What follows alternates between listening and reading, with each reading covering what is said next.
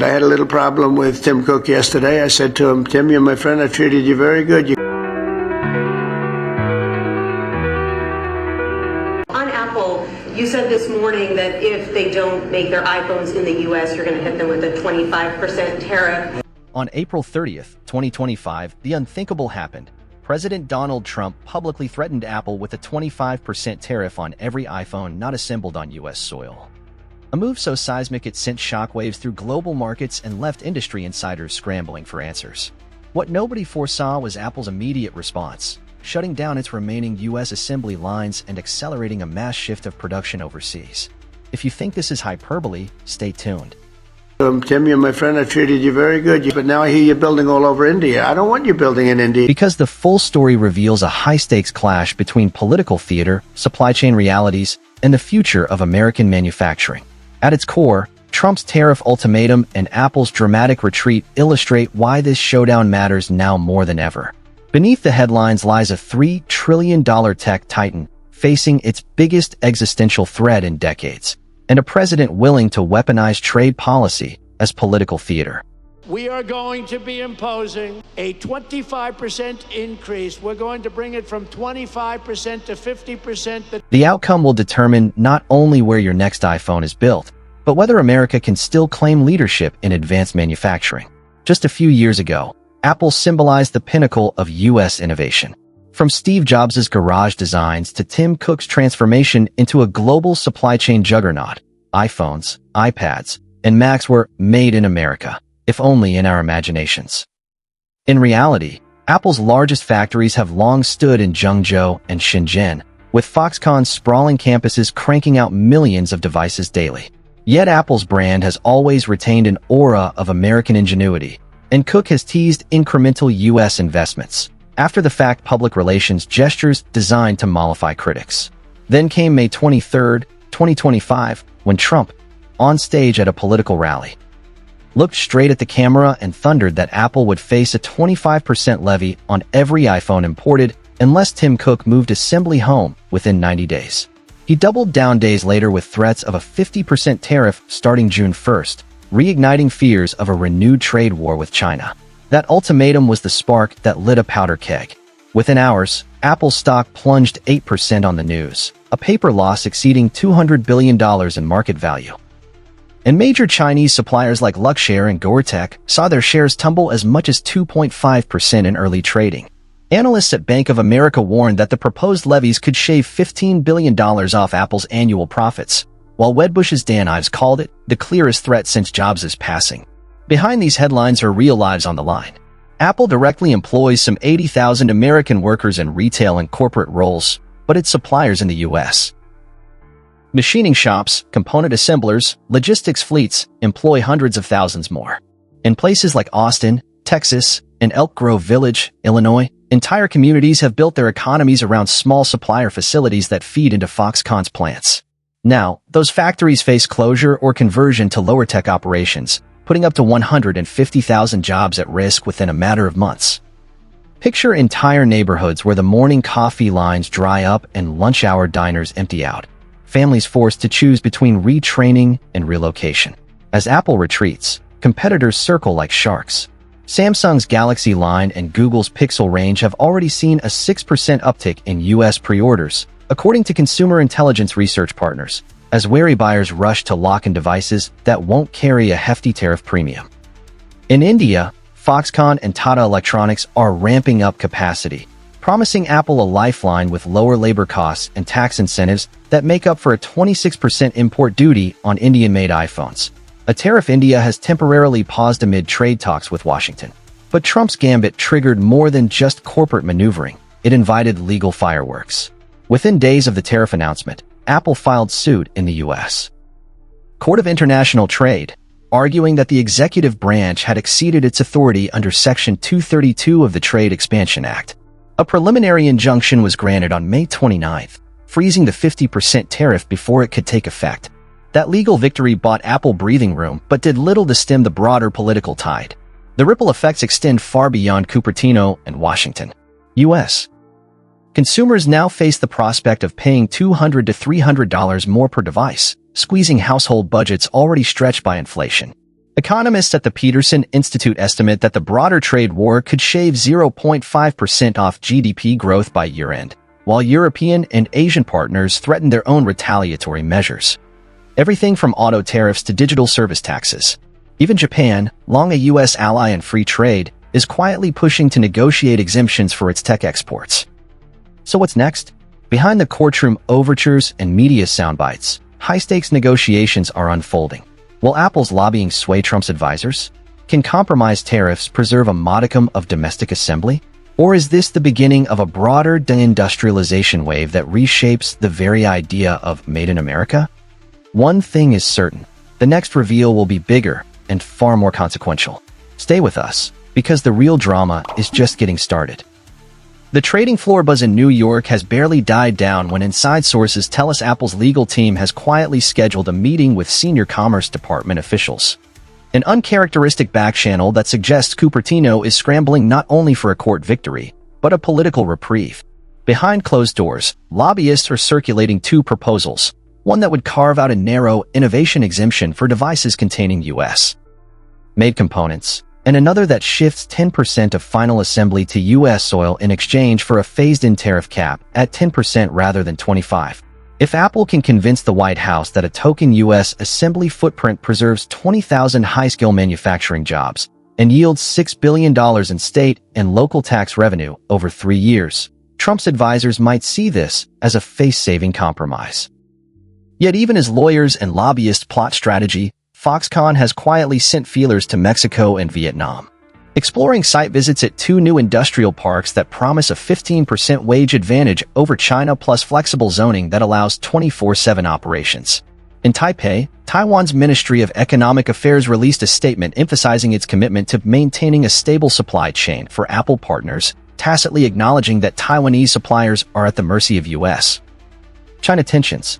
A senior executive at Pegatron, speaking on background, confided that we've already begun preliminary blueprints for a $500 million upgrade of our Mexican plant, just in case the U.S. tariffs stay in place past October.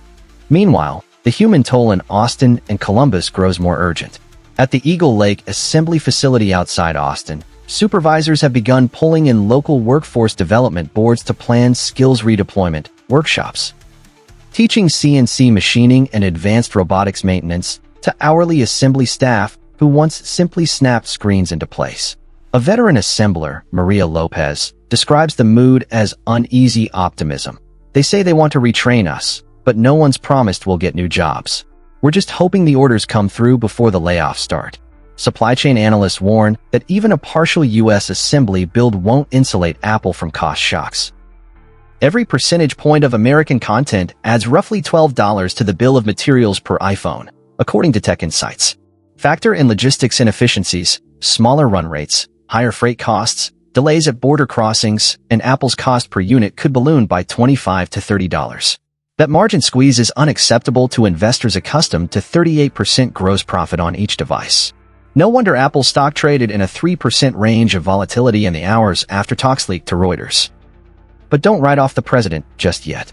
Inside the West Wing, senior advisors see political upside in forcing American-made tech patriotism. For Trump's base, many of whom view China as a strategic adversary, any slap on Apple's wrist is a badge of defiance. Yet veteran trade negotiators caution that overplaying this card risks crippling one of the few genuine American global champions. Even Vice President Pence privately whispered to aides that we shouldn't blow up Apple like some wet paper bag. On Capitol Hill, the drama has drawn bipartisan interest. Senators Warner, Democrat Virginia, and Cornyn, Republican Texas, have jointly introduced the American Tech Jobs Act, which would subsidize 50% of capital expenditures for U.S. factories retrofitting advanced assembly lines, an incentive designed precisely to undercut Trump's hardline stance. If passed, it could provide Apple with up to $2 billion in grants and tax credits for upgrading U.S. facilities. The bill sailed through the Commerce Committee by voice vote, signaling momentum to reach the floor as early as next week. That political counterweight is shaping a high-stakes game of chicken. Trump could choose to concede partial ground, ramming the bill through with a signing statement promising to veto any provisions he deems too generous to elitist corporations. Or he could double down, precipitating a cabinet-level clash that forces Apple's hand. Either swallow an extortionate tariff or fold on US-made optics. Internationally, consequences are mounting fast. The European Union has already opened an investigation under WTO rules, arguing that unilateral tariffs on US imports violate global trade norms. Within hours of the referral announcement, EU Trade Commissioner Valdis Dombrovskis warned of countermeasures affecting American agricultural exports, soybeans, corn, even bourbon. As soybean farmers in Iowa prepare for potential tariffs on their next harvest, the stage is set for a cross-sector war where tech policy bleeds into heartland politics. In Asia, the reverberations signal opportunity and risk. India's Prime Minister, Narendra Modi, hailed Apple's talks with Foxconn and Tata as a vote of confidence in India's manufacturing future, even pledging to fast-track permits for new industrial corridors between Chennai and Bangalore. But Chinese officials, furious at what they see as U.S. coercion, have hinted at restrictions on rare earth exports essential for iPhone magnets and battery casings. A denial of those materials would force Apple to rewrite its entire engineering supply blueprint. A logistical nightmare with no easy workaround. Yet amid this geopolitical whirlwind, one question looms. Can Apple knit together a multi-regional strategy resilient enough to survive the next political earthquake? Engineers in Cupertino are reportedly sketching designs for a modular factory unit. Essentially a plug-and-play assembly line that could be shipped and reconfigured anywhere in the world within 30 days. If perfected, this factory-in-a-box could let Apple shift output fluidly between the US, Mexico, India, or Vietnam, depending on tariff and labor conditions. An engineering marvel that erases the political tactics of the moment. Of course, prototyping such a system takes time Apple may not have. The Q3 earnings call looms on July 20th, when investors will demand clarity on how the company plans to deliver its usual 70 million iPhone shipments despite the upheaval. Senior executives have already scheduled an emergency earnings pre-brief with top analysts next week, a highly unusual step that speaks to the severity of the situation. Will Apple stand firm and risk a beatdown in share price? Or will it unveil a plan so bold, an AI-powered, modular manufacturing rollout by year-end, that the market cheers? One thing is certain. The next act surpasses anything we've seen so far. As lobbyists lobby, legislators legislate, and engineers engineer, everyday consumers wait in the wings, likely arriving to stores this holiday season to find iPhone 16 models adorned with "designed in California," assembled in Arizona logos. Whether that tagline signals a renaissance for U.S. tech manufacturing or a clever facade masking a fully outsourced supply chain remains to be seen. Stay tuned. The drama isn't over. It's just entered its most unpredictable phase yet. Just when it seems the playing field has stabilized, a fresh twist emerges. Whispers of a clandestine, off-the-books deal between Apple and Chinese officials. Insiders claim that in late June, a discreet envoy from Beijing signaled willingness to offer Apple expedited customs clearances and sweetheart financing for factories, so long as Apple quietly shelved any public criticism of China's trade posture. If true, that would mean Cupertino is weighing a Faustian bargain, accept covert concessions abroad in exchange for ducking a public confrontation that could appease Trump's base. Meanwhile, Wall Street is already pricing in this drama. Hedge funds have built record short positions against Apple, betting that its stock could slip another 15 to 20% if tariffs go live in October. At the same time, mutual funds are quietly ramping up positions in Taiwan's semiconductor manufacturing company, anticipating that Apple will push chip orders toward more politically neutral partners. And Morgan Stanley raised its price target on Cisco systems, assuming enterprises will invest in domestic network hardware to offset any instability in U.S. tech hardware supply chains. Back in Austin, the smell of solder and coolant still hangs in the air at the Eagle Lake facility. Maria Lopez and her fellow assemblers spend late nights practicing advanced robotics protocols on borrowed CNC machines. Attendance at these sessions counts toward hypothetical bonuses that may never materialize. Her friend Javier Martinez, a second-shift technician, has taken to sleeping on his aunt's couch in nearby San Marcos because he can't afford the rising rent with overtime shifts disappearing. It's a stark portrait of what happens when global policy lands in your backyard. On Capitol Hill, legislative staffers quietly admit that nobody knows how this will end. The American Tech Jobs Act has bipartisan momentum, but its fate may hinge on amendments that carve out carve-outs for other industries, steel, solar panels, even electric vehicles, which could dilute Apple's leverage. Some aides worry that if Apple wins too favorable a carve-out, it undercuts every other U.S. manufacturer's argument for protection, unraveling the entire coalition.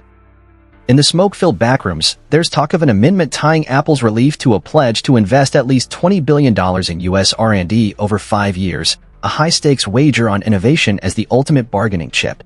And then there's the consumer reaction. Early adopter forums on Reddit and X are ablaze with debates. Should you pre-order now at the risk of a tariff hit, or wait for the potential Made in America rebate? One viral post asked, "Would you pay a $200 premium if it meant your iPhone was fully assembled in Texas?" A surprising 42% of respondents said yes, valuing domestic jobs over savings. But on TikTok, a more cynical slice of youth culture is mocking both sides. Tariffs? As if I'm paying more for plastic and glass, quipped a creator with 1.2 million followers. Beyond the headlines and polling, some engineers at Apple's secretive Dream Factory in Sunnyvale are racing against time. Their project, a self-contained, AI-optimized assembly cell that requires just 10 operators instead of 100, slashing labor cost discrepancies between the US and China. The prototype has already achieved 85% of the throughput of a traditional line, according to a leaked internal memo dated June 12. If they can hit 95% by Q4, Apple could argue that US production is viable at scale, forcing Trump's hand or at least rendering the tariff threat moot. Yet innovation alone may not suffice. In parallel, Apple's government affairs team is working state by state to cobble together local incentives, tax abatements in Arizona, grants in North Carolina, training subsidies in Michigan. In total, they're chasing over $10 billion in sweeteners, hoping to tip the scales. But each offer comes with strings, job quotas, clawback provisions, environmental impact studies that could bog down projects in red tape for years. Meanwhile, the world watches. In Washington, D.C., a leaked diplomatic cable reveals that European Union negotiators are exploring a joint statement condemning unilateral U.S. tariffs, an unprecedented move signaling that the transatlantic alliance may fracture if America flouts multilateral norms. And in Beijing, state-controlled media is already framing Apple's plight as a cautionary tale. Trust in U.S. politics at your peril, a Global Times editorial declared on June 15th, lambasting Washington's politicization of commerce. At this late hour, consumers and investors alike face a gamble. Will Apple navigate these treacherous waters with enough cunning, balancing legal battles, diplomatic overtures, technological breakthroughs, and political lobbying to emerge with its brand intact? Or will the company be forced into a painful concession, chipping away at the very notion of American-made tech? One source close to the negotiations hints that an announcement could come as soon as the G20 summit in mid-July, where Trump and Xi Jinping are both expected to make appearances. If they use that platform to declare a ceasefire, perhaps with Xi offering a symbolic boost in rare earth exports and Trump crowning Apple as a poster child for U.S. manufacturing, both leaders could save face. But if talks collapse, the stage is set for a public rupture. Tariff imposition, stock freefall, and a permanent rerouting of global supply chains.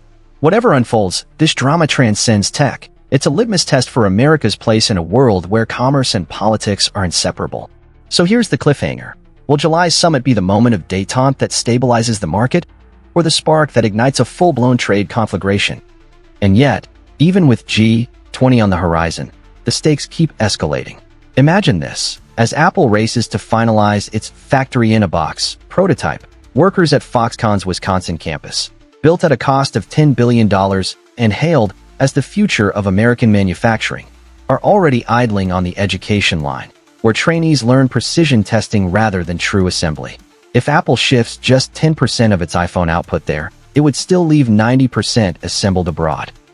Hardly the total victory Trump demands. Consider the simple math. Apple sold 240 million iPhones last year. 10% U.S. assembly equates to roughly 24 million units. At $12 extra in labor and logistics per device, that's an added $288 million cost burden, borne directly by consumers or eaten by margin. Meanwhile, every day the political pressure lingers. Market analysts project as much as $1 billion in lost revenue as buyers delay upgrades or defect to untariffed competitors. It's a death spiral where tariffs feed uncertainty, uncertainty fuels stock swings, and stock swings undermine the political will to maintain the tariffs in the first place. Across the Pacific, Chinese officials are quietly tightening export licensing for high-precision CNC machinery, equipment Apple would need to ramp up any meaningful stateside assembly.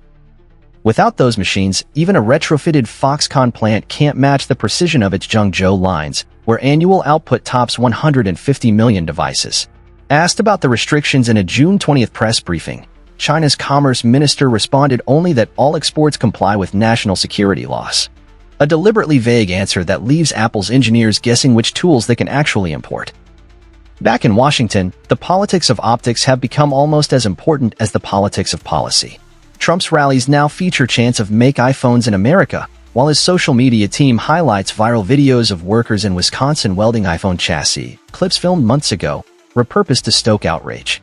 Apple's PR counters with glossy ads on YouTube and X showcasing its cleanroom labs in California, where engineers prototype future camera modules. It's a tug-of-war over perception. Is Apple abandoning America? Or does Apple simply operate in a global economy no tariff can truly contain? Meanwhile, grassroots movements have sprung up to put pressure on both sides. A coalition of U.S. tech worker unions launched a Rebuild American Manufacturing campaign, organizing protests outside the White House and Cupertino headquarters. Their slogan, "No More Tariff Theater," argues that punitive levies without clear industrial policy leave workers stranded. At the same time, a group of grassroots investors formed the Apple Resilience Fund, pooling $500 million to buy Apple shares and pledge votes at the next annual meeting to demand disclosure of a coherent domestic production roadmap. Through it all, consumers remain caught in the middle. In major malls across America, display iPhones now sport tags reading, "Potentially subject to Trump tariffs." Sales associates field awkward questions, "Will I pay more if I buy today?" Meanwhile, online forums are brimming with confusion. Some buyers delaying purchases, others hunting for used devices to avoid tariffs, and still others exploring carrier trade-in programs. The result? A fragmented market where pricing transparency becomes impossible, eroding trust in the premium that Apple has spent decades cultivating. Amid the chaos, one emerging narrative could tip the balance. China's potential embargo on gallium nitride power amplifiers, a critical component for wireless charging and power management. According to a May 2025 report from the U.S. Department of Commerce, China accounts for 75% of global GaN production. If Beijing were to restrict exports, Apple could face a 2-week shutdown of all wireless charging capabilities, no tariffs needed, just a switch flip decree. Such a move would expose the hollow shell of a tariff-centric strategy. Politics cannot outmaneuver supply chain dependencies. So where does that leave us? If Apple concedes to a phased 10% tariff, it might buy temporary relief, but the underlying vulnerabilities remain. If China retaliates with export controls, those relief measures evaporate. If Trump holds firm, consumer goodwill erodes, and Apple may have to pivot its brand promise from innovation to resilience. Either way, the iconic "Designed in California" slogan will take on a new meaning. One that barely conceals an intricate web of global dependencies. Looking ahead, the real drama may unfold not in boardrooms or courtrooms, but on factory floors and shipping manifests. Will Apple's engineers perfect the modular assembly line that could render any tariff moot? Will Congress finally deliver a coherent industrial policy that aligns political will with economic reality? Or will we see a protracted stalemate, where America's tech giant limps through a prolonged era of uncertainty? One thing is certain, the next chapter of this saga will redefine how we think about global trade, corporate responsibility, and the limits of political theater. And when it happens, whether at the G20 summit, in a Beijing ministry, or on the floor of the U.S. Court of International Trade, you'll want to be the first to know. If you enjoyed this video and don't want to miss any updates on the Trump tariff, hit the like button, subscribe, and tap the bell icon so as to get notification whenever we drop a new update.